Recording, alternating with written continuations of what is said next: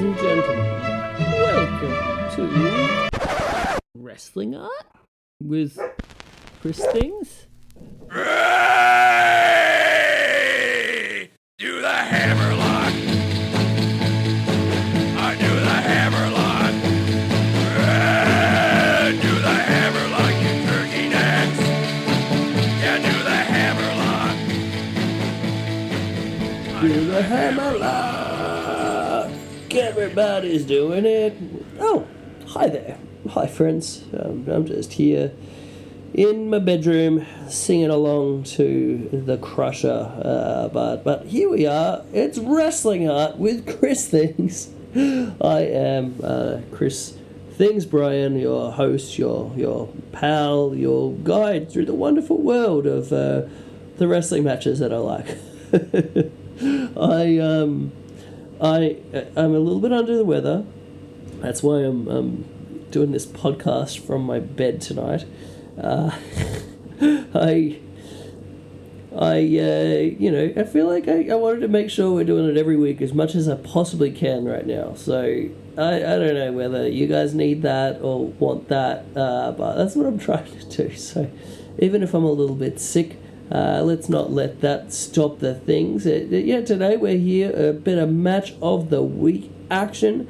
We'll be talking to Youngboy Josh Smith, joining us a little bit later in the show to talk 3 matches that I absolutely loved. So first off being a CMLL match from early 2024, a classic from their Sunday night show at Arena Mexico between Mascara Dorada and Barbaro Cavernario.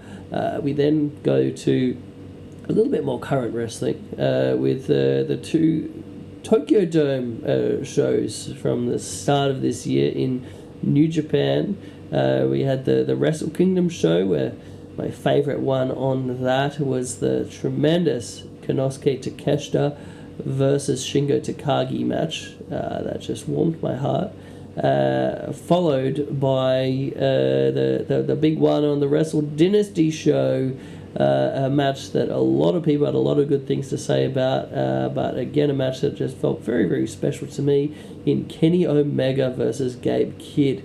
Very excited to talk about those ones with Josh a little bit later in the show.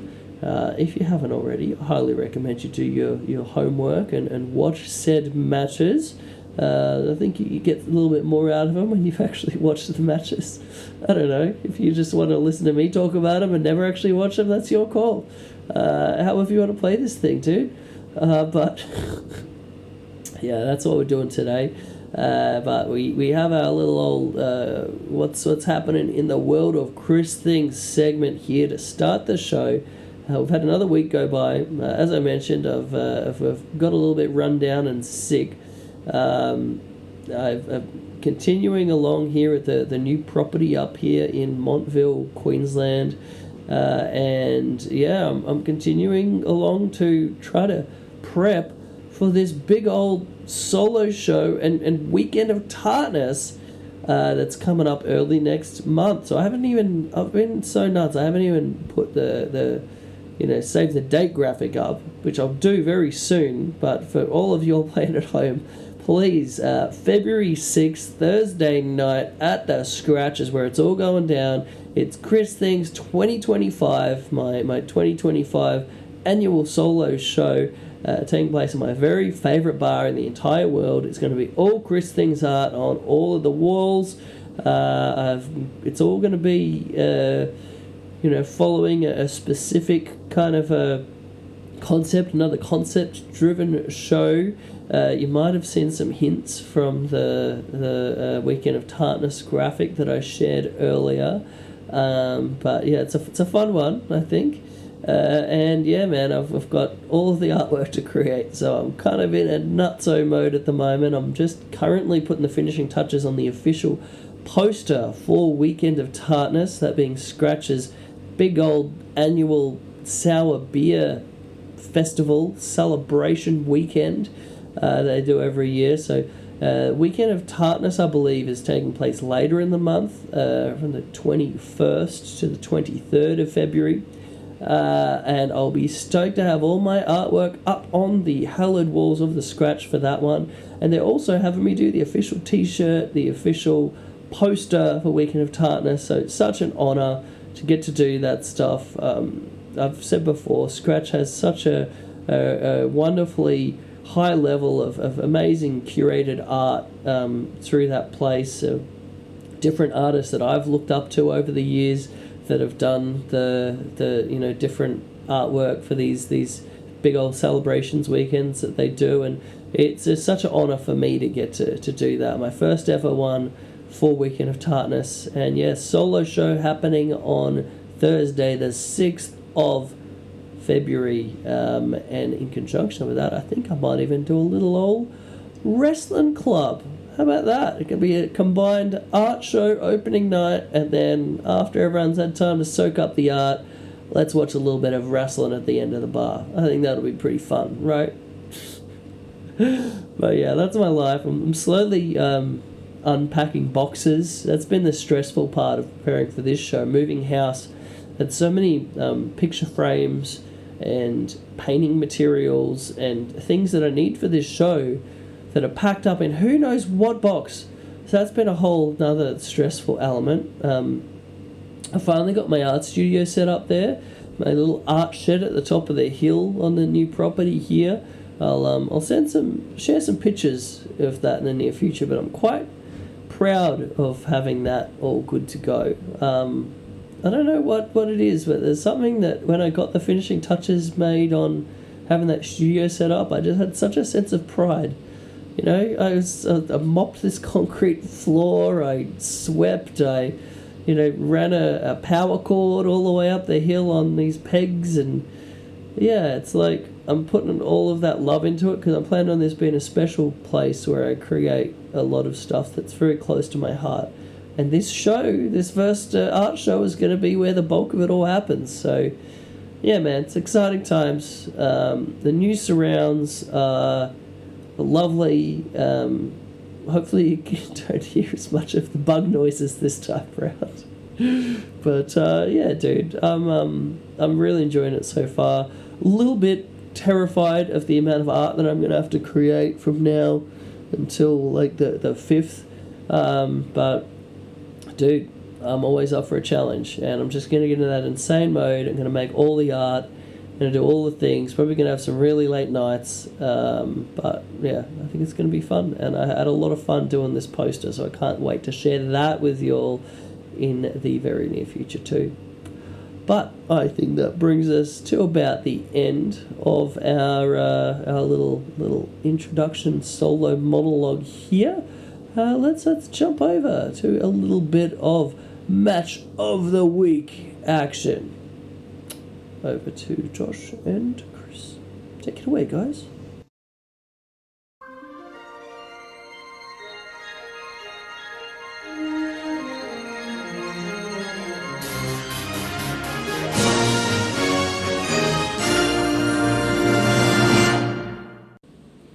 Okay, ladies and gentlemen, I am stoked to be back for a bit more match of the week action with none other than the returning Youngboy, Josh Smith, to talk some delightful matches. Welcome back to the show, my friend. Thanks for having me, Chris. And yeah, I'm excited. It's I haven't been on since August, so. Dude, that is crazy. The thing I'm most excited about was when you asked me to do it, you're like, can you come on and cover this match and this match and this match? I was like, yeah, why not? Let's just let's get them all going. So I'm excited. Yeah, dude. Sometimes with this match of the week gimmick, you get a little bit behind on some of the matches, so you got some catching up to do, and we got a bit of triple header goodness for today, and I'm stoked to be talking to you about them because I'd say 2 of these matches are ones that I'll generally be coming straight to you for, but yeah, one other one that is a little bit different of the lucha variety, so I'm intrigued for your take. Where are you at in 2025 CMLL? Yeah, so I mean, I'm not watching like every weekend, but there is the connection with New Japan, so I do parachute in from time to time if there's something that's recommended or relevant to what's going on with the partnership. And I've got my favorites over there. I like Hechicero, big fan of. We're going to talk about him, but Barbaro Cavernario is one of my favorite, probably all time like luchadors. Yes. Rocky Romero's over there doing his thing. I enjoy what's going on with Atlantis Jr. I know most of the cast and crew and everything like that. And we'll talk more about it, but I'm no novice when it comes to the lucha. Yeah, I think you're pretty well set up. And then also, I mean, are you generally keeping track each year of the Fantastica Mania events? Yeah, so that's coming up here, I think, in the next month or so. We've been covering that annually, since Keeping It Strong Style's been running. So, coming up on, I think, 8 years. And I'm pretty sure I've seen every Fantastica Mania event and match in its entirety, like going back to the first one. Dude, that is a level of commitment I respect right there. I adore Fantastica Mania because it just sort of like has such a change of pace from the New Japan regular events. We get up to like Wrestle Kingdom, and then you kind of almost sometimes have a bit of a hangover, and then it's like Fantastica Mania is just the best palate cleanser, I find. Yeah, they've moved it a few times in terms of where it is in the calendar, but it depends on how you look at it. Like some people view it as a palate cleanser and kind of welcome it. Other people are like on the high of Wrestle Kingdom, and they're like, I can't wait for the follow up. And they're like, hold that thought. We're gonna bring in Ultimo Guerrero. He's gonna race the roof. You gotta go through that. Mystico's got to kiss the babies before you can get these storylines paid off at New Beginning. So they've kind of flipped it this year, but in the past that's what it was like. It was like literally a couple weeks later. It's like, yeah. All right, Maximo Sexy, here he comes.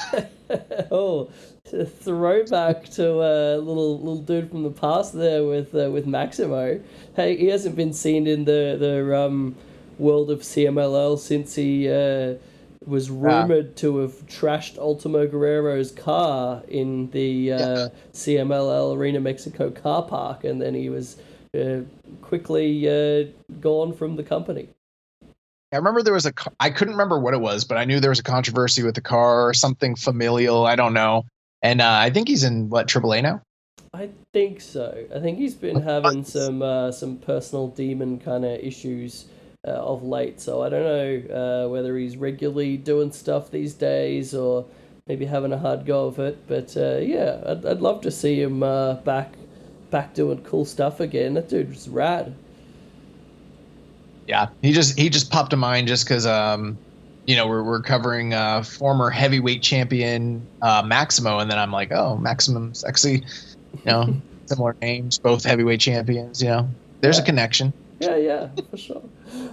So before we get too much further, I wanted to throw a big old congratulations to you, dude. I just received a Christmas letter, a little bit delayed with getting to Australia, and holy shit, dude, you got married. Congratulations. Yeah, I got married, and me and my now wife, we've been together for quite a while.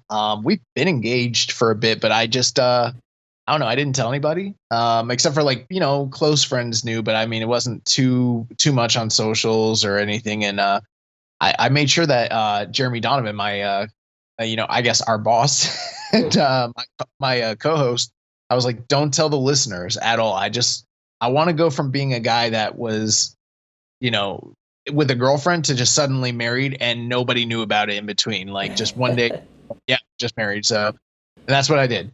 I love it. Yeah. I think there's something so rad about just doing the. So was it like a small ceremony or like eloped or what was the deal? I guess.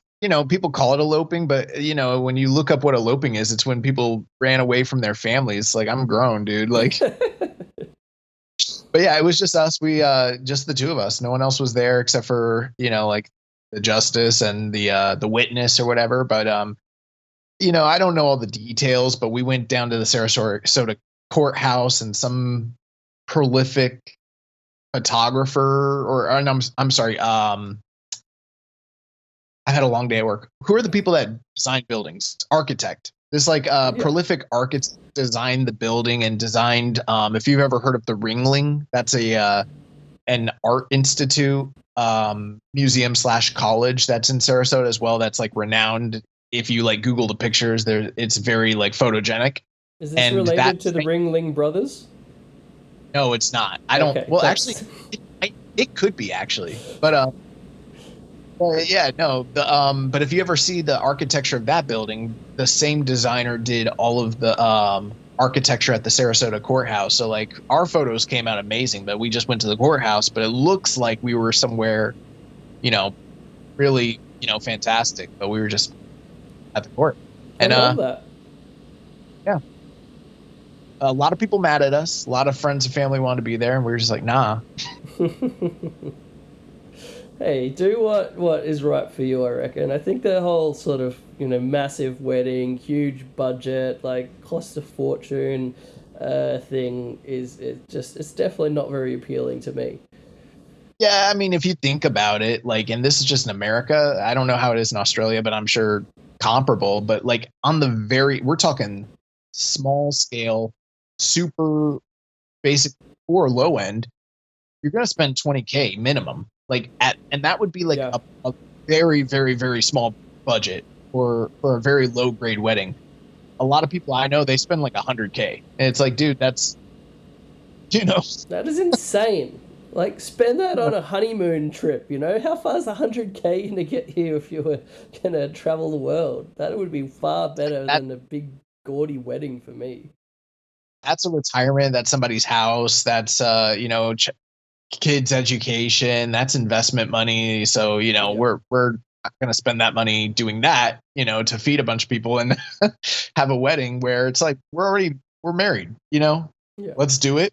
Let's make it official. It's for us, and let everyone know, and it's cool. But I don't need to spend 20K. I don't need to spend the cost of Ric Flair's shoes to get married. Those alligators. His alligators. No, I don't need to spend the cost of his alligators for me to get married. Like, yeah, man, I'm with you. That's so awesome, and I love the picture, and your dog Ziggy, just adorable. We both have a Ziggy now. No, we've always had a Ziggy, because remember a while back I reached out to you when my dog had his leg break, and you had gone through yours. Yes. So, which you've been through, not to get too personal, but you've been through a few relationships since then, and I've always wondered, like, how does that work with the dogs? So I had probably my ex at the time that I was with, maybe when I was still with Courtney, I think. And yeah, we had 2 dogs together. And then after we broke up, we tried to keep things like kind of nice and friendly, and we did the dog sharing thing for a while, probably maybe better part of a year or more.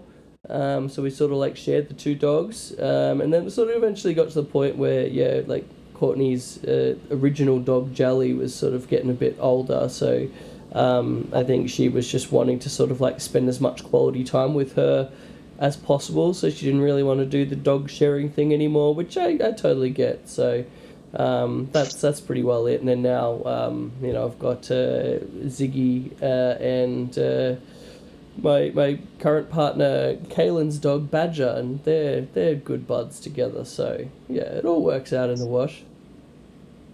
Yeah, we might get another dog, but I don't know, it's expensive. Oh yeah. I mean, sometimes it makes it easier like having 2, and other times you just have like so many complications and fights and all that kind of stuff. The thing is, you have an Italian Greyhound, and he's I mean, if anyone knows anything about those dogs, they're incredible. But he does have like they're high maintenance dogs, Yeah. So it's like having another dog would probably be great, but also it's a load. Like taking care of. It's not like taking care of a regular dog. Like an Italian Greyhound demands like way, way, way more. And like there's medical complications. Like it's kind of crazy. Yeah, and like you'd also want a dog that sort of like matches like his level, kind of thing. That's a tricky thing that people often don't think about when they have two dogs. They have to have that compatibility kind of deal. Yeah, so we'll see. My girlfriend or my wife, she's working on me, to eventually. It's like we're either gonna have a baby or we're gonna have a dog, and that's probably gonna be like it. So kind of figure that one out. Nice. All right. I had to get that in there, but now we have 3 matches of the week to talk about, so we can't dilly dally too much here. So I guess we'll do them in order here. First cab off the rank being what was match of the week number 66, that being El Barbaro Cavernario versus Mascara Dorada. This tremendous match took place at Arena Mexico on their Sunday show of the week on April 21st, 2024. Match that I really love. They actually had another awesome match in January on the big Friday night show of the week, so this was sort of like a rematch. And I actually watched that one like in the lead up to this to sort of, do my research. I'd highly recommend the January one as well, but I think this one, this Sunday night one, is my favourite of the two for a few reasons. You might get some more slightly flashier things perhaps in the other one, but I think as an overall match, I enjoyed this the most. So what were your immediate thoughts? Yeah, so I mean, I thought that it was a very interesting style contrast between the two guys. Obviously, Mascara Dorada, he's the kind of rising star and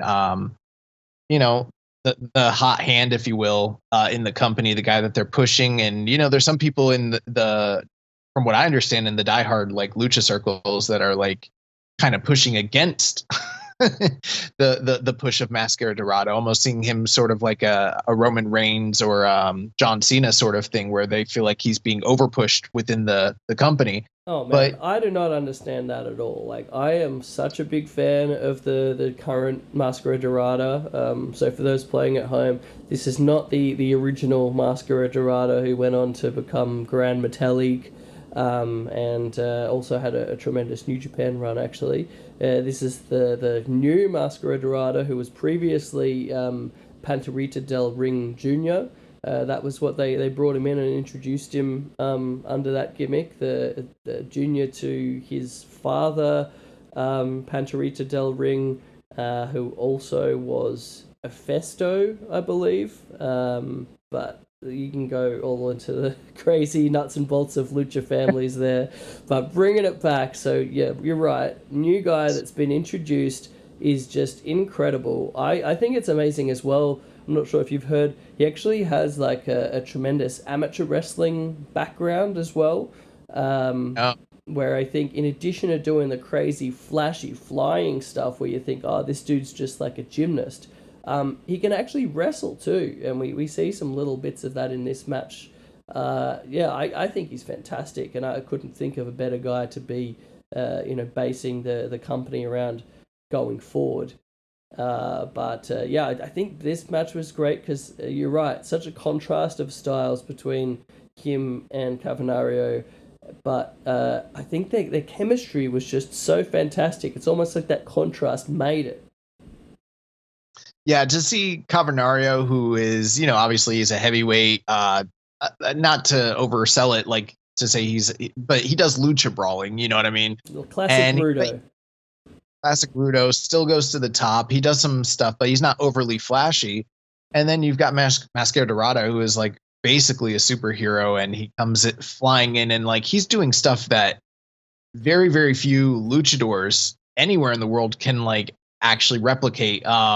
It is amazing how athletically gifted he is. Like I've been watching him past couple of years, especially the series with Rocky Romero was, the main thing that kind of turned me on to him. And certainly there's been some matches where I thought there was a little bit of greenness, but the raw talent and the ability that's there and his connection with the crowd, like it's really amazing stuff. And then to kind of have that big base in Barbaro, and then to kind of see these two contrasting character styles. And the one thing I really love about CMLL even if I don't follow it too often, it's the one place, and Chris, you'll probably get what I mean by this, but it's like the one place in the world where wrestling is still like classic pro wrestling. Yes. Like it's not a show that's based around necessarily, even though they have angles and stuff, it's not necessarily designed for that. It's not a TV show.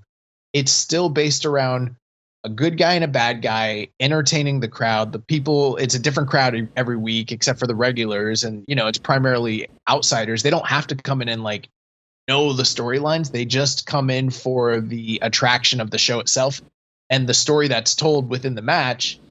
I don't know. In some ways it reminds me of like, and this might sound crazy to some people, it reminds me of like classic WWF from like the 80s where it's like they're playing to the crowd. It's crowd work. It's professional wrestling. Like, and not to say that other wrestling isn't, is less than, but there is a certain art form of telling that story and getting the crowd, committed and invested in the good guy going over the bad guy and everything. And like, they do that beautifully here anytime there's a singles match. And like, that's what this match is.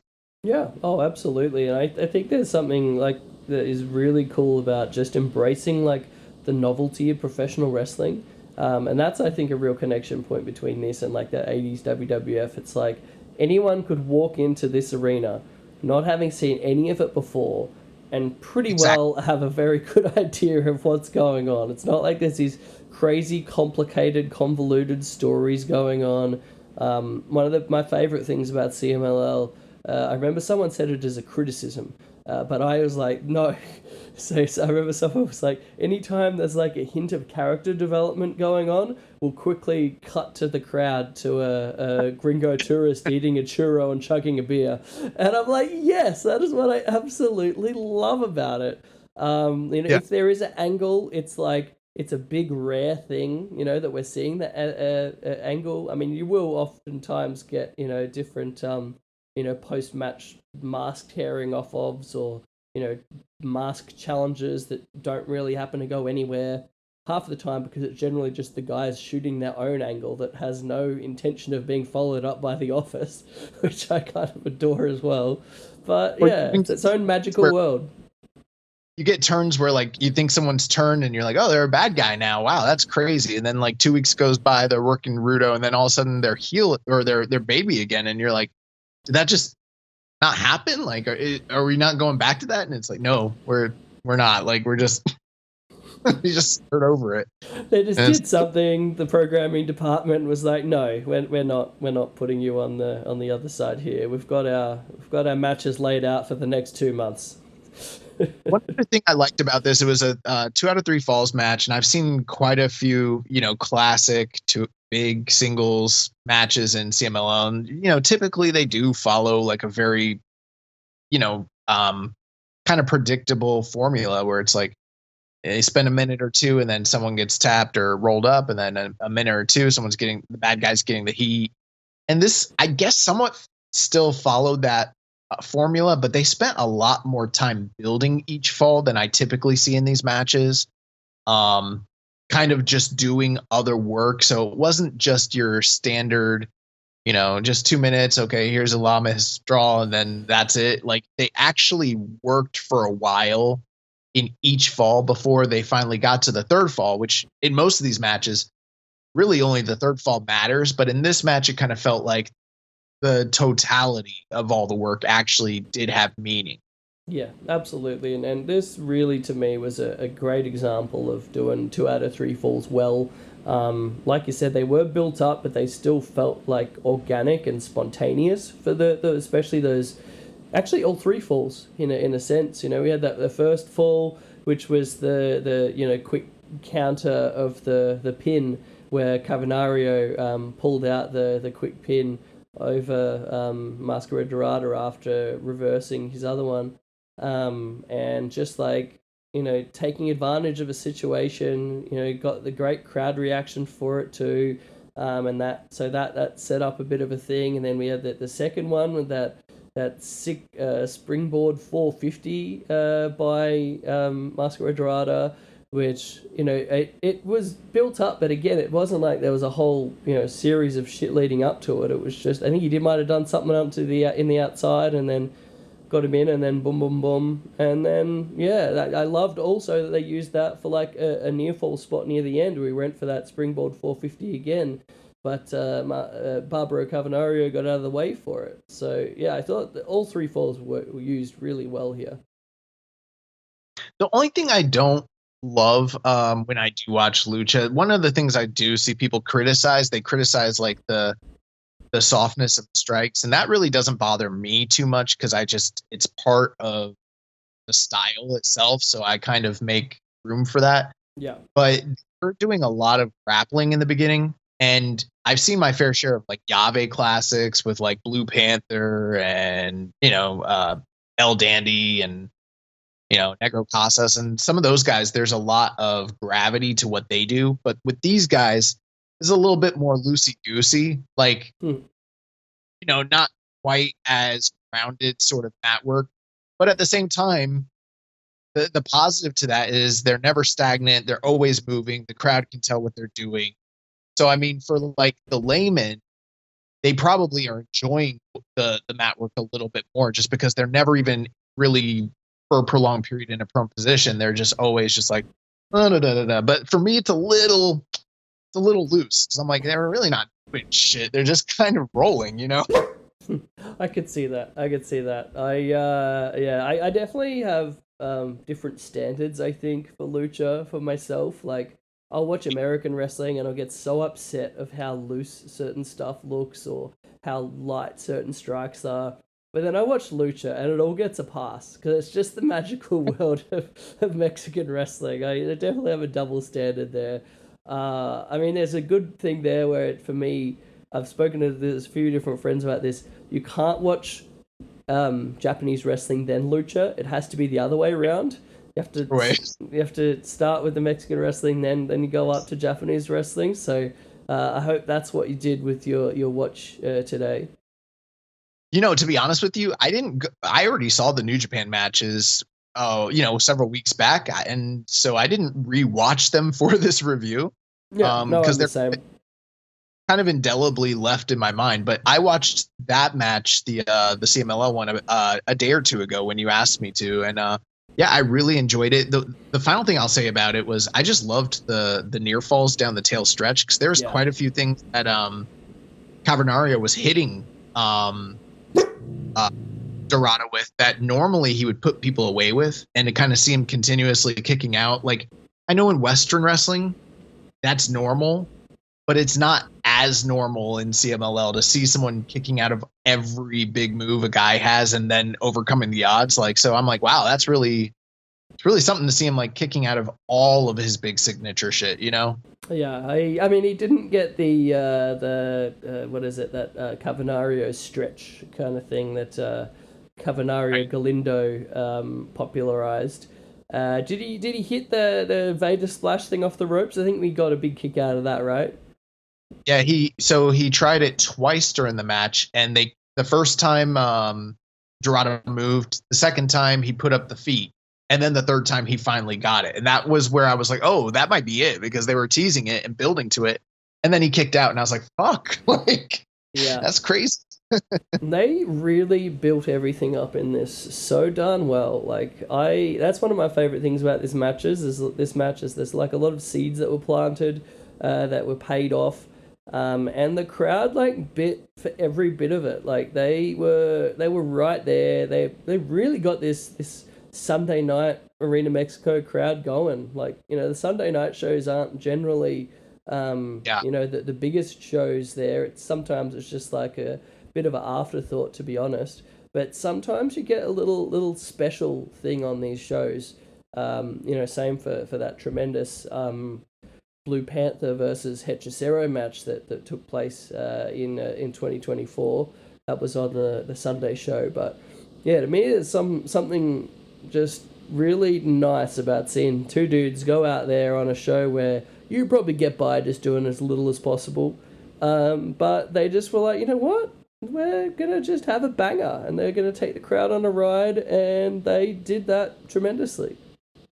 Yeah, I really, really enjoyed this. I mean, one last thing I'll ask you. So, I mean, with Mascara Dorada, I mean, the only two guys that I can think of right now that can do the same things that he can do athletically, and I'm talking about the top tier, top notch stuff.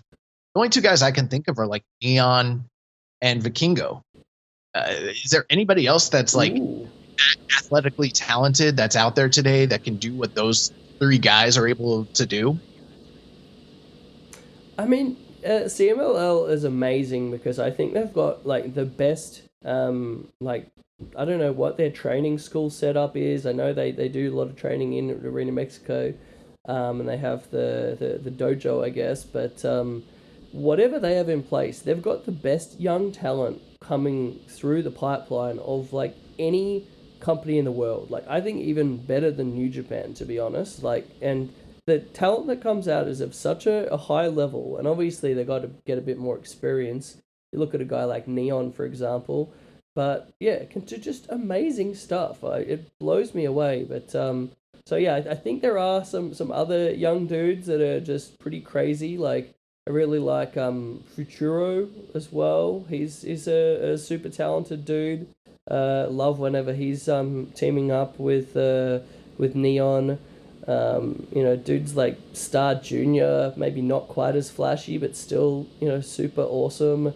And then, yeah, I mean, of course, you've got the real classic guys that have been around forever that are still amazing, like Titan. Yeah. Yeah, for my money right now, I think Titan is the most well-rounded, active luchador performer out there in terms of like just doing everything. I think he's the best right now. Like, yeah, man, it's hard to argue against. It's like I'm talking like better than Dragon Lee, better than Phoenix, better than Mystico. Like, I think he's the guy. Better than Oh man, what's wrong with me? Who's the long-haired dude? He had he's been around forever. He had the feud with Rocky Romero. Volador. Like, I think he's better than Volador right now. Oh, Volador Jr., yeah. Yeah, so that's who I think is like. Volador's been hurting for a little bit lately, so he hasn't been quite to his previous level. But I do have a lot of love for Volador Jr. Yeah, I have a couple friends that have gone down to Mexico and trained, and one of the things that they've kind of, I guess it's kayfabe, whatever, but like, they say all the companies pretty much send everybody to train together. So it's weird because it's like, if you don't associate publicly with, if you're CMLL and AAA, but it's very normal for everybody to go to Ricky Marvin's house and train together. and there's a lot of places. There's a lot of places where all the guys are always working together and training all the time and doing spot shows that are non-televised and stuff like that. So that's part of the thing. They've got a more robust training culture where there's more places to go, in Mexico City than probably anywhere else in the world, really, where you could just actively do that. Oh yeah, so many schools, like, places like Tijuana, even, like, such a crazy scene there as well. Yeah. But yeah, a tremendous match, and very, very glad we got to talk about that one. If anyone's trying to track this down, this is actually a really difficult match to find, because for whatever reason, CMLL didn't air it, doesn't have it on their YouTube anymore. I don't know whether they aired it initially on there, and then they did have a few like technical snafus with some of the video editing throughout it. The way I found it was it's on Cubs Fans Daily Motion page, which I highly recommend.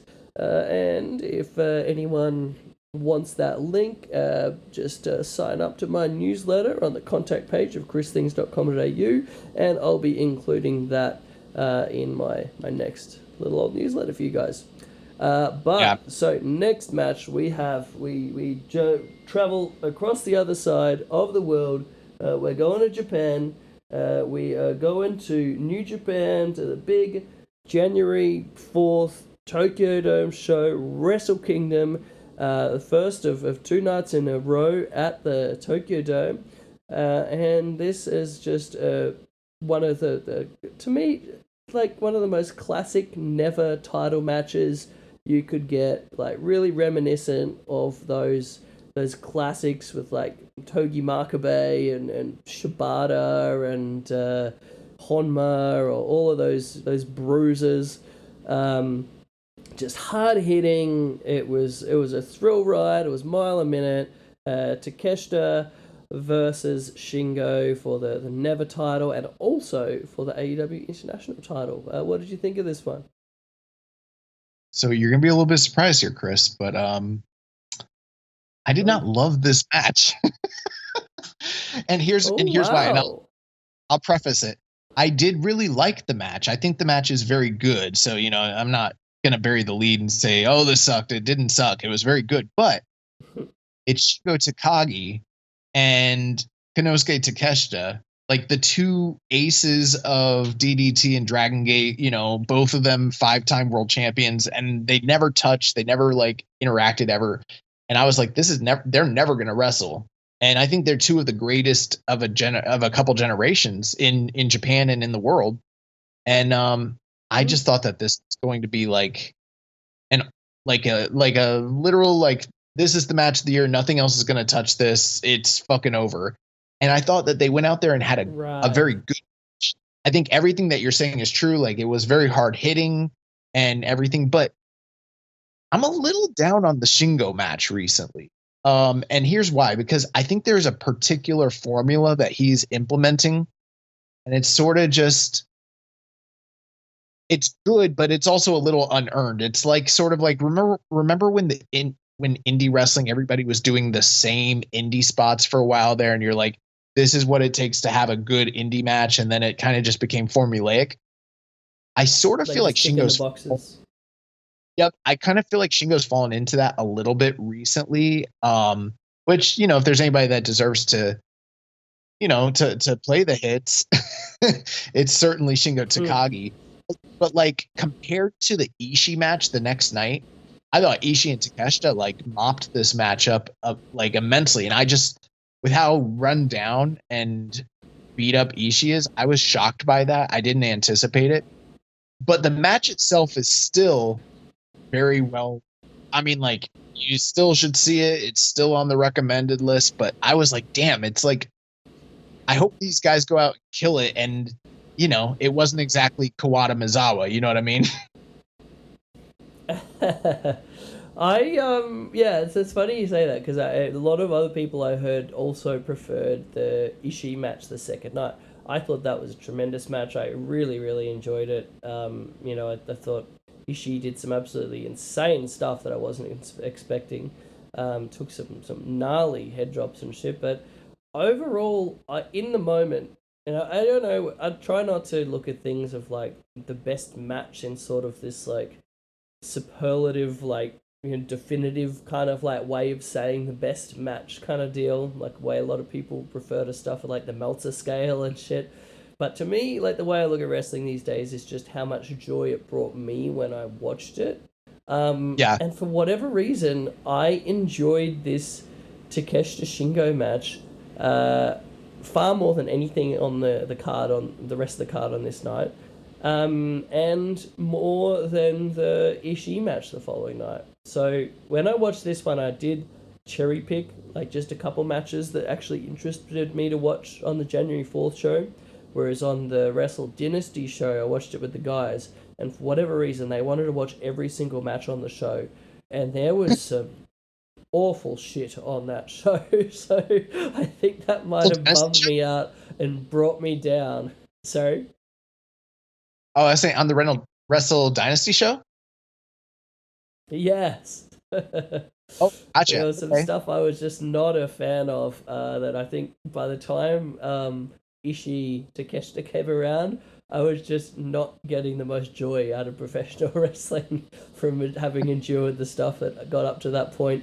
Whereas on this one, I just watched it so fresh, and it was one of the first matches I'd watched after a bit of a dry spell from watching wrestling with the big move and everything. So it just felt like, man, this is such a gift. This is so fresh. This is so fun. This is just everything that I wanted this to be. It didn't go for too long. That was another thing that I heard as a criticism. Even Ben had the same criticism. He thought he just wished it went a bit longer. But I was like, dude, like, position on the card, right? How many matches are we having on January 4th? It's the never title match. It's not like on one of the top matches on the card. So it's not going to get that amount of time. So match positioning wise, it's going to be like a solid, I don't know what this ended up being, 11, 12 minutes, something like that. But that was kind of all I expected for it. So I don't know whether those like sort of tempered expectations kind of like change it. Like I was never really expecting that it was going to be like this 30-minute epic. I mean, not that anyone really would for that position on the card, but you know what I mean? Yeah, I think most people, if you just went in, as a fresh viewer and just saw this match, you're going to really enjoy it. And I thought it was very, very, very good. Like, don't get me wrong. But for me, I just feel like my high expectations, because I'm like, fuck, it's Shingo and Takeshita. Never going to happen again. Like, let's fucking get it. And now, and it just, you know what it kind of reminds me of? If you ever read old observers about the time when Ric Flair wrestled Riki Choshu in All Japan, and at the time, like Dave was like, "These are the two best active wrestlers in the world today. This is going to be an all-time classic," and it is a very good match. But Dave was like, "Yeah, they just, I don't know, they just didn't do what I thought they were gonna do." And I think he went like 3.5 or something on it. I mean, like, I wouldn't expect, like, you look at Riki Choshu and Ric Flair, two very different kind of wrestlers, and like, some guys, like, Vader brought that more, like, physicality out of Flair. But I wouldn't necessarily think that they're going to have a great match, despite both of them being amazing at very different things, Yeah, I think it was in 85, 86, so just imagine that time frame, like, players on his all-time run through all the like Mid-South shit and everything he's doing in the Carolinas and down in Texas and everything. So like all of that plus what he's doing in Japan, and then Riki Choshu's in All Japan, so they're having that Ishin Gundam run, and he's having all those amazing 5 classics. So Dave was like, "This is it. They're at the peak." Like, never mind that Riki Choshu never. I don't think he ever liked working with foreigners and ever actually gave much to anybody that wasn't named Vader. I was gonna say Vader's like the one that's like, I'm like, well, those Vader matches were sick. Yeah, he gave to Vader, but I think that's like it. If you really think about it, like what other like white dude did he ever work hard for? Nothing is coming off the top of my head. Maybe I have to do some research here. I'll be sending you a match link and be like, dude, we forgot about this.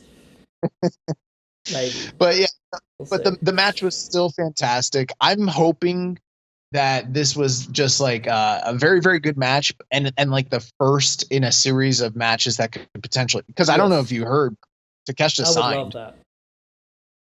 And I think he's got like a dual contract.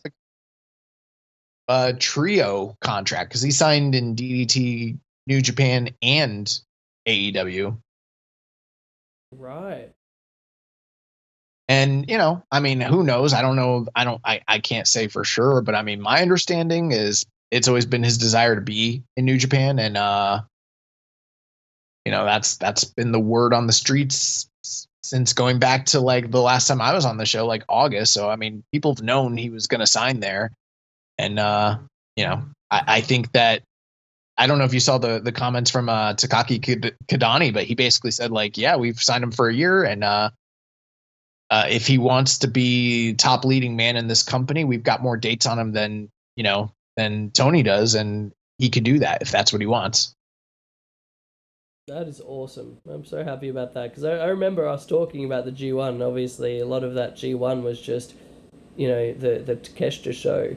And I was just bummed out by how much better, this Takeshita in New Japan is than what we're seeing week to week in AEW. So what a gift, man, like that we get more Takeshita in New Japan. He's now never open weight champion. And yeah, it sounds like he's going to be doing big things there. So I'm stoked for everything that he has coming up in New Japan. Yeah, but I would love to see him and Shingo mix it up again. I'm hoping like maybe a G1 match sort of thing. Oh man, yes please. Anything where we can get them like positioned in a main event. Like I Yeah, want to see that 25-minute, 30-minute version of this. yeah, that's what I'm hoping for. So we'll see. But I thought this was one of the best matches of that night. I really liked I liked Finley versus who did he wrestle that night? Versus Suji. Oh yeah, that's right. You're That not was too high on this. Yoda Suji.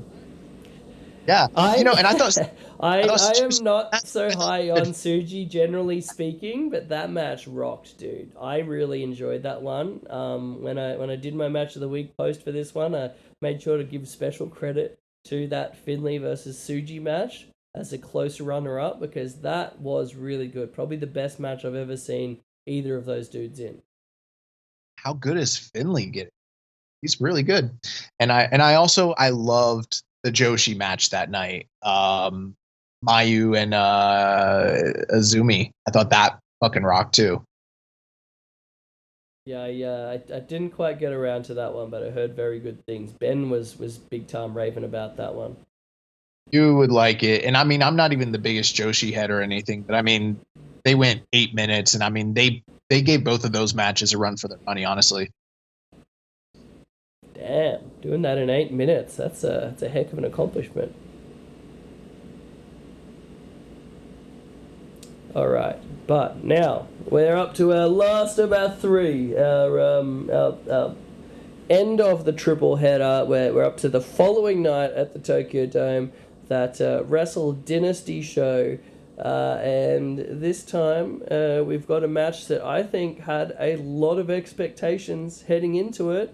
And a match that I heard, because I watched it on a little bit of a delay, was hyped up something fierce. And sometimes you watch these matches after like people are raving about them and they don't quite live up to expectations. But dude, this delivered and then some. The tremendous match that was Gabe Kidd versus Kenny Omega. This is just mind blowing to be Kenny's comeback match. Like, oh my gosh, please, what did you think about this? Yeah, I mean, I fucking loved this for so many reasons. I mean, um, the visual of Tanahashi at the end, like crying tears. Yes.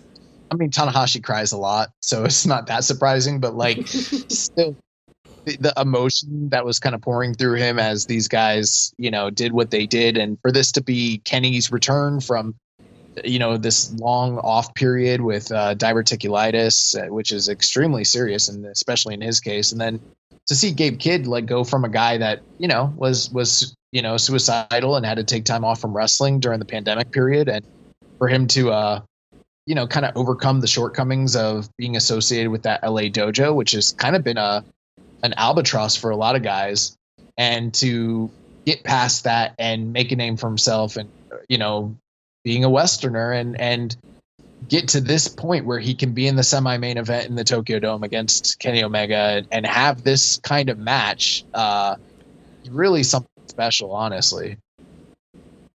Oh, dude, absolutely. And I watched this, and obviously I was, happy to see Kenny's return and everything like that.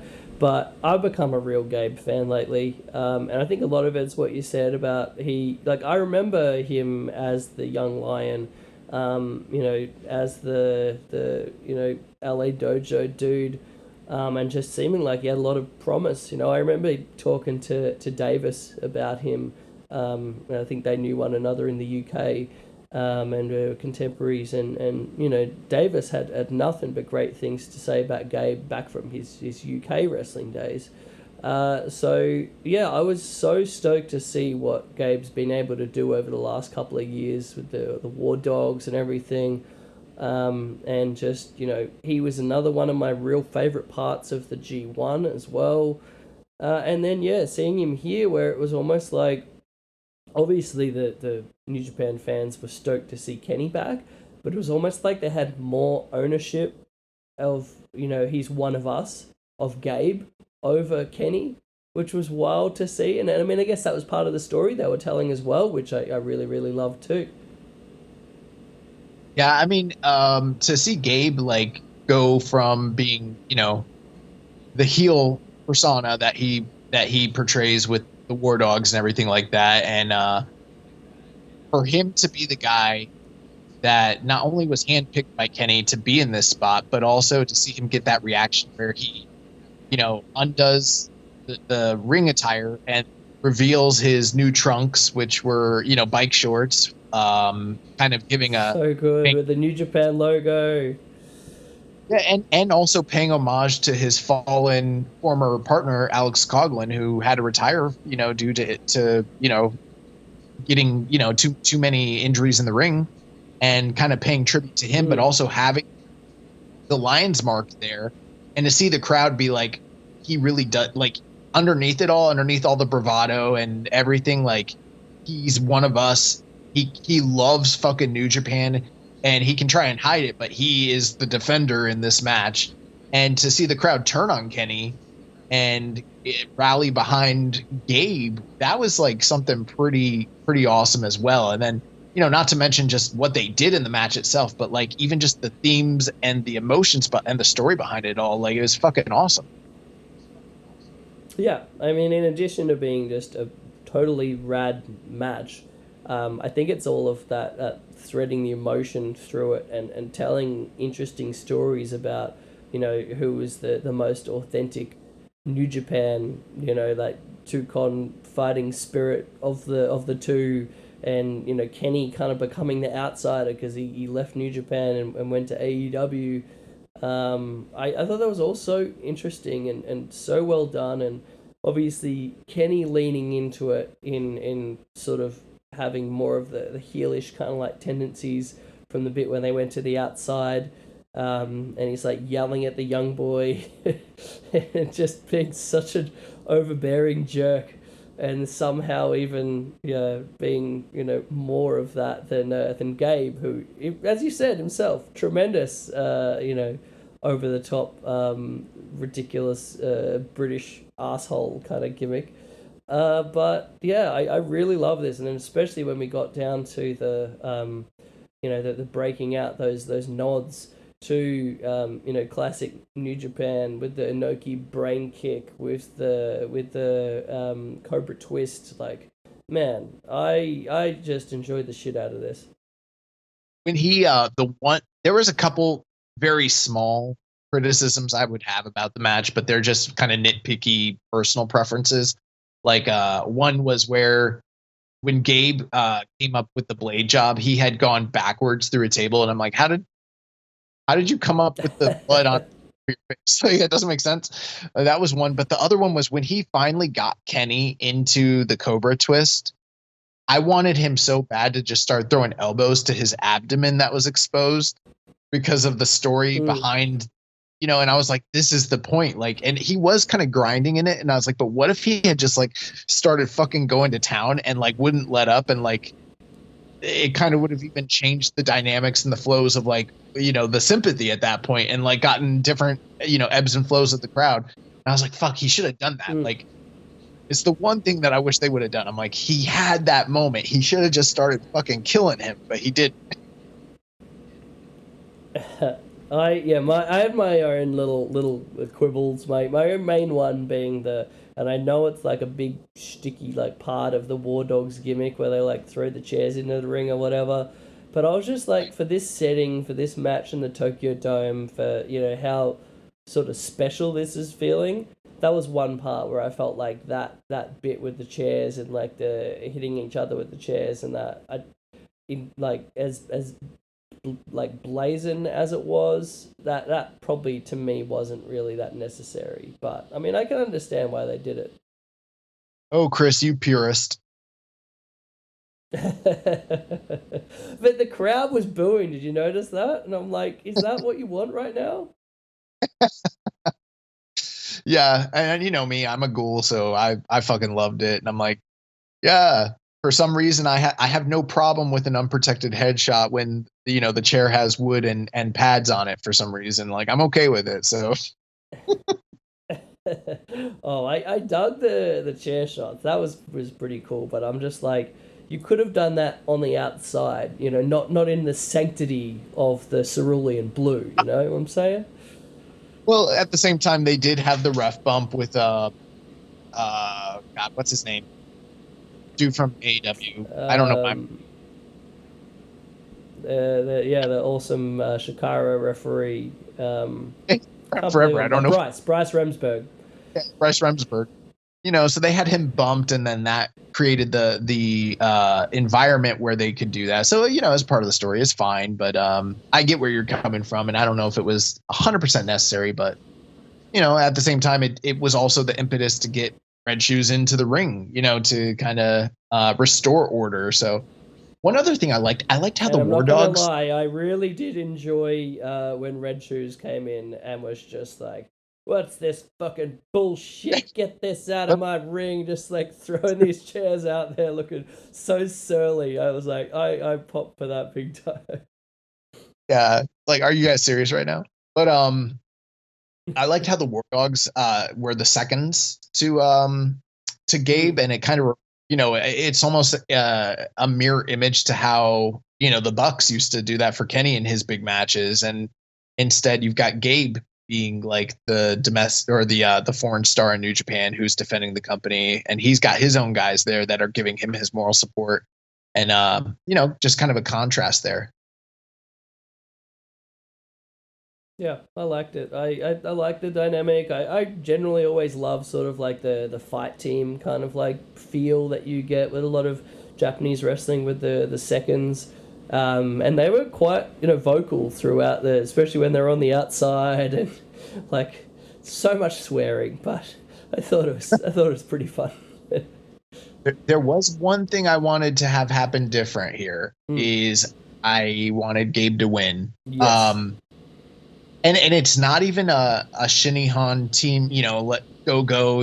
This is a home fanboy sort of thing. It wasn't even like that. I thought that there's more money to be made if they had hypothetically had Gabe win. And I went as far as making bold proclamations on my podcast and a few others where I was like, I'm calling it now. I think that Gabe's going to win. And part of the reason I had been saying that is just because it's like when Kenny came in and wrestled other guys, especially like Will Ospreay. Yeah, Will wasn't quite to the same trajectory level as him, but he was just a small notch below in terms of the kayfabe. And he didn't need to win or lose because they're pretty equal. And my feeling was like when it comes to Kenny, if Kenny had come in and like, let's say if he fought Shingo, right? No reason for Shingo to go over him. It doesn't really do anything. It would just be an awesome match and everyone would enjoy it. But like with Gabe, I was like, this is the one time where you have an opportunity. And trust me, I do think they made a guy, but like if he had gone over the next day, the conversation that would have been had and like the news that would have been out there and the potential for the rematch that would be on the table, like would be so immense. And plus it's happening in Japan, so it's not on AEW TV. It's not like it's really they're ignoring it anyway, so it's kind of not affecting their kayfabe to begin with. I thought Kenny should job, Oh yeah, same. And he's got the out because of the returning from injury. And then there's a follow-up story. It's like was he really good enough to beat Kenny, or was it just the diverticulitis and everything? But the match still did so much for Gabe in getting him over. So I mean, you can't complain too much. And once I saw AEW, because I was live in the building, once I saw that they were bringing him back a few days prior at the pay-per-view and setting up him and Okada for Texas, I was like, oh, well, there's no way he's going to job. Like, it's just not going to happen. Right. Yeah, it's unfortunate because I'm with you, especially like the precedent of in Japanese wrestling, the guy coming back from injury of a long time off generally always does lose that first match back. And yeah, I think it would have been perfect to elevate Gabe. The only thing that I was like, maybe they're leading up to a match down the road where it will mean more at that point when Gabe gets the win over Kenny. But if this is one and done and there's no intention of there ever being another match here, then yeah, I'm with you. Gabe should have won. There's only one of two ways that would happen, Chris. Tony Khan comes knocking with his checkbook and signs Gabe Kidd, and then maybe, then maybe Gabe can beat him. Or, you know, Kenny comes home. And if Kenny comes home, then, you know, anything could happen at that point. But that's about it. Like, as long as these two guys are in different companies, Gabe's never going to go over. That is unfortunate. I do feel like this AEW New Japan relationship sometimes feels a little bit one-sided, but I don't know. There's pros and cons. There's benefits. There's definitely some very real drawbacks. If you saw the I won't go too into the weeds, but if you saw Kadani's comments in Tokyo Sports concerning the relationship and the reaction to the 1-5 show, they weren't the most glowing comments, honestly. I did not see that. I'll have to have a look. Yeah, you should go look. Pretty telling. Ooh, I'm intrigued. Man, all right, tremendous match. I think a lot of people just really loved this. So yeah, there was a bit of a lot of time.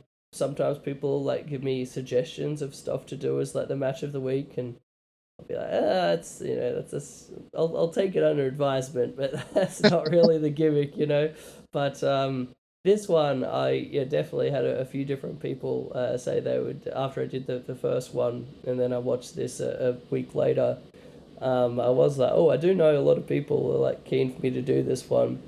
But I was keeping an open mind. I have to still keep this gimmick honest, and be about the one that I enjoy the most. But as much as I enjoyed that Ishii match, this, man, was just something else. So yeah, it's super nice when you have a match that it does get all that crazy level of praise, and then you watch it for yourself, and it hasn't spoiled it, and it is still just like amazing to see. So yeah, this is a very memorable match for me.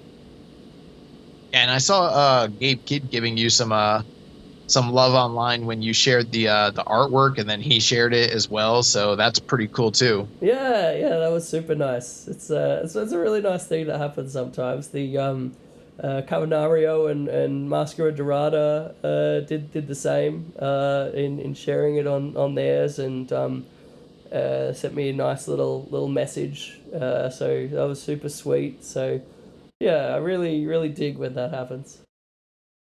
That's awesome.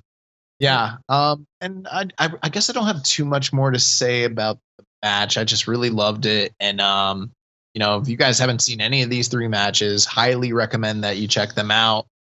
And, I'm looking for, here's the one thing I will say, and I don't have all the quote unquote details, but, I don't think this can be the last you see of Kenny in New Japan this year. Let's just say that. Yeah, I would be shocked for them to bring in Kenny, give them a big win over Gabe, who looks like they're positioning to be a key main event player going forward.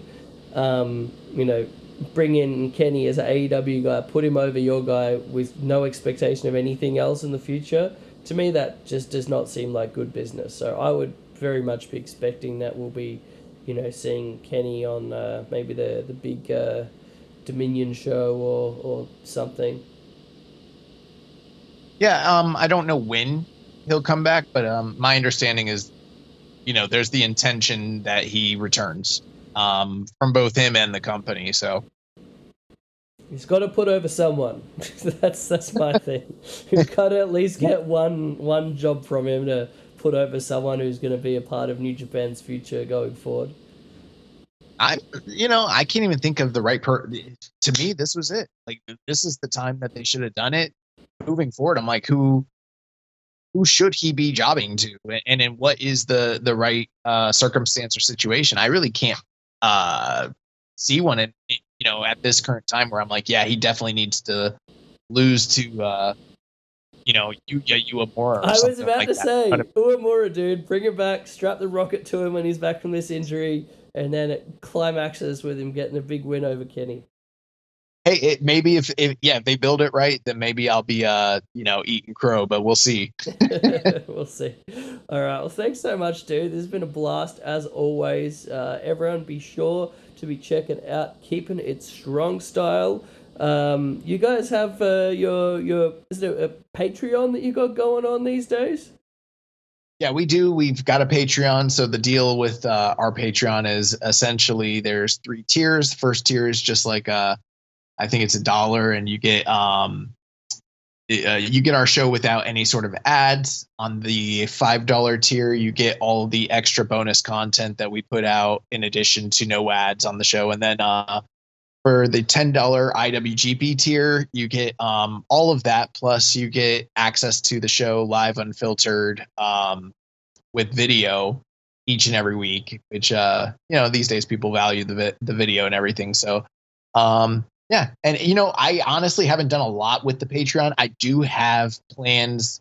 I know I'm always talking about projects, but and I guess I could just say it here. I didn't really say what it was on my last episode that I recorded solo, but I'm working on a Tanahashi project for the upcoming year, since it's his final year of working. And his retirement. I plan to be at his retirement show in Japan, by the way, next year. Damn, dude. So I'll be there in the dome for sure. Like, the stars are going to align. That'll be my first trip to Japan, so I'll have to get some recs from you. Oh, but absolutely.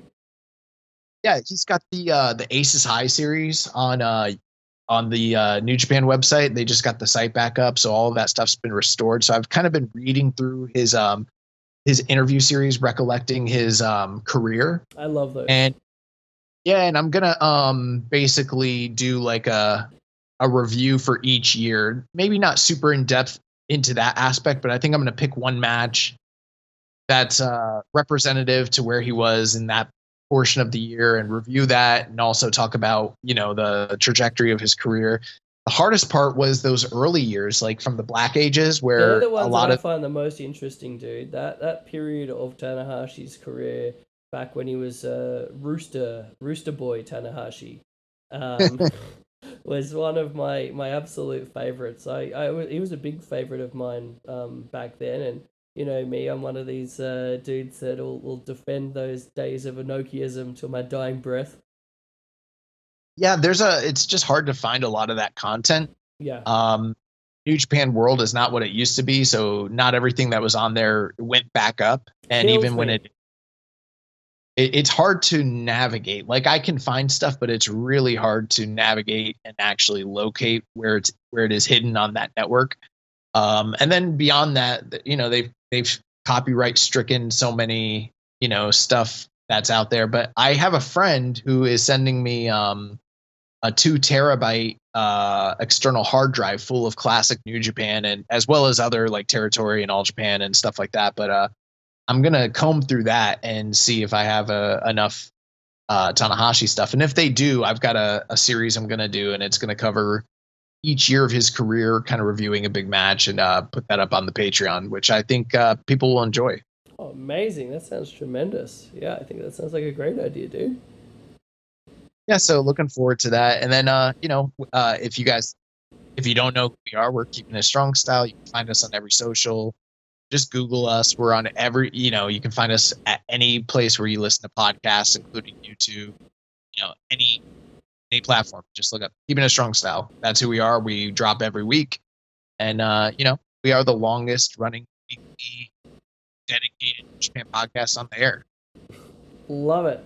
Heck yeah, dude. And for everyone out there who might be having a hankering for some retro New Japan that is not easy to find on the current New Japan world, I'm very happy that I find archive.org can be a really great resource for that, for some of those old VHS releases and such.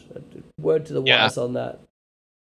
Yeah, I've been combing through that too. I like the archive.org. I'm hoping that somebody will, hook me up with a sketchy Google Drive that just has everything. I missed do you remember, were you perusing the Pro Drive back in the day? Oh, for sure, dude. Yeah, what a great heyday of watching just all of the Japanese wrestling at that time. I just wish it still existed. Like the other day I Googled it just to be like, maybe someone has one up that I just don't know about. But I'm looking for a Google Drive that's out there that just has tons and tons of classic, contraband New Japan that I can't find anywhere else, because that would probably help. Yes. Oh man, I love that stuff so much, and it just kills me that it's so hard to find so much of the time. But yeah, it is what it is. Hopefully, yeah, we can get some black market stuff in a Google Drive. That'd be nice. And two things I'll leave you guys with other than just pimping our shit. So Chris, you've been doing the match of the week for a while now, and I bought the book Year One, the collection, and it's pretty fucking awesome. And are you still selling those? Or are those available to people if they want them? Well, they are, and thank you so much for your supporting, dude. I really appreciate that.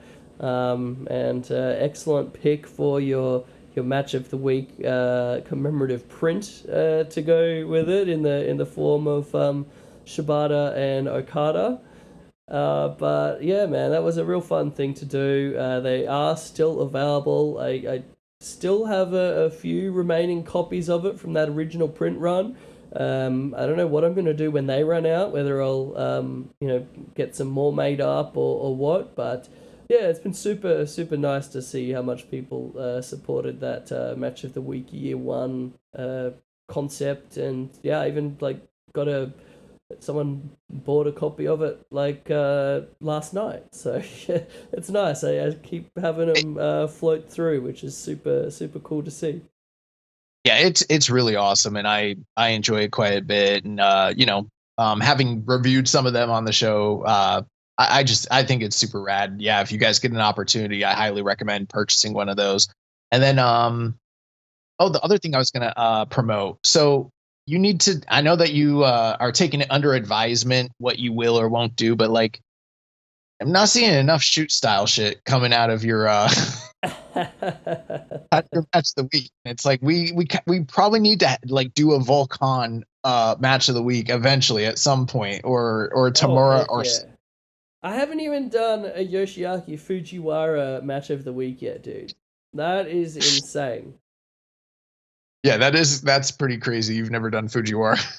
I mean, it just goes to show what my viewing habits have been over the last year or so, and for whatever reason, I just have been depriving myself of going down that shoot style rabbit hole as much as I used to, whether it's Battle Arts or Futen or UWFI, UWF Pratt Pancrase.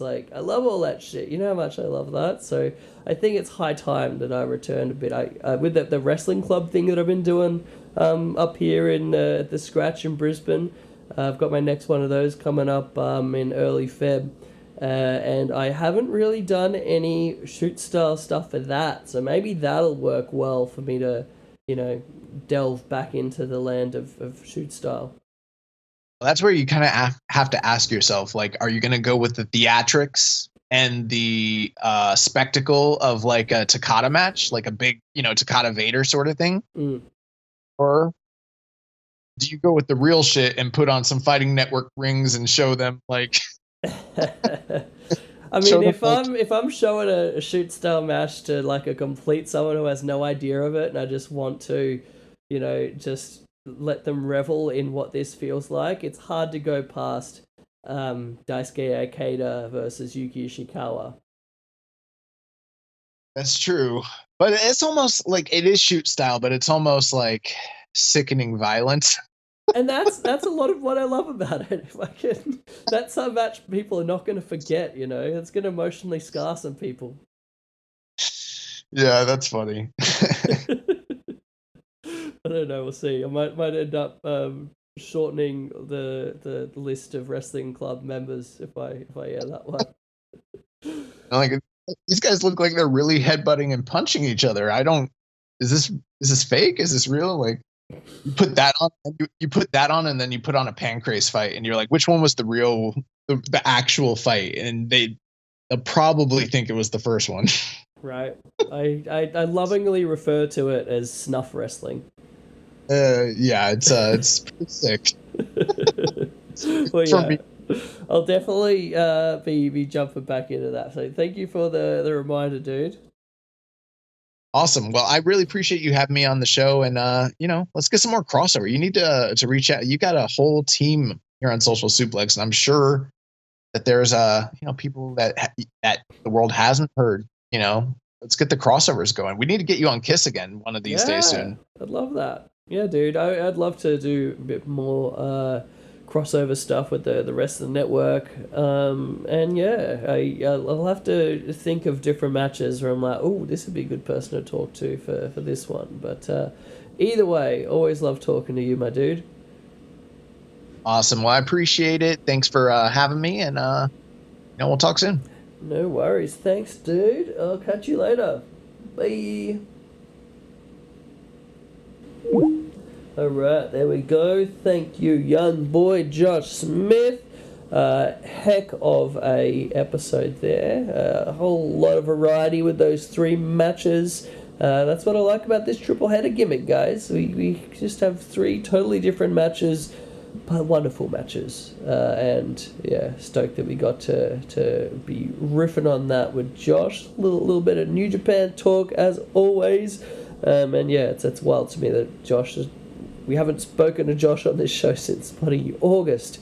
Got to have that dude on more frequently, and I'd love to also get back to the thing where we have Josh do his version of the match of the week again. I thought that was super fun. Or maybe at one point this year we have to get back into the the match of the week competition. I think that'd be a good one to bring back in 2025. Yeah, man. I don't know if you've noticed, but I've been a little bit under the weather for this week's episode. Feeling a little bit sick, but that doesn't stop the train here. We keep on getting on. But I'd like to thank each and every one of you for listening. Hoping the audio's been a little bit better than our bug episode last week. Bug sounds all the way through, but yeah, it's a work in progress, guys. Hopefully we get it even a bit better for next episode. But yeah, a big thank you, of course, to the whole team at Social Suplex, socialsuplex.com, for allowing me to do this podcast. You can check out a whole wide variety of different rad wrestling podcasts on there, from the aforementioned Keeping It Strong Style, to One Nation Radio, to Imp's WWE Adventure, to All Things Elite, the AEW Match Recommendation Podcast, Tunnel Talk, the Trish and Sarah Podcast, all the things, guys. If you want some wrestling audio, bloody well give it a go. On that note, for this show, if you're digging it, if you get some sort of joy out of this, that makes me very happy.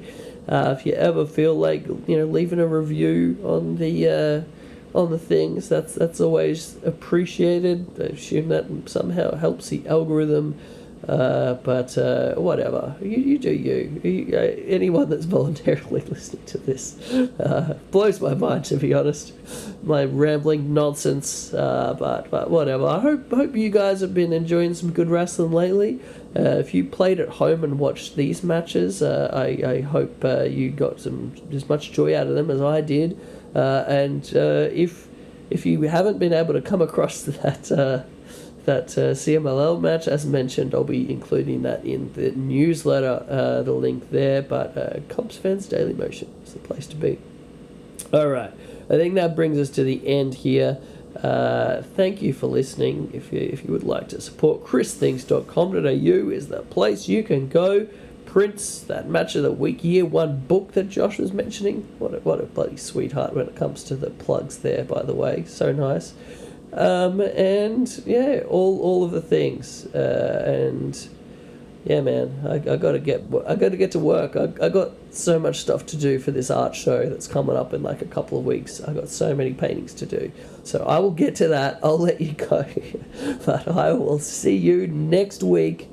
We'll see how we go. I might be so busy preparing for this art show, I might have to do a bit of a hiatus, but we'll see how we go. All right, I'll catch you guys later. Enjoy.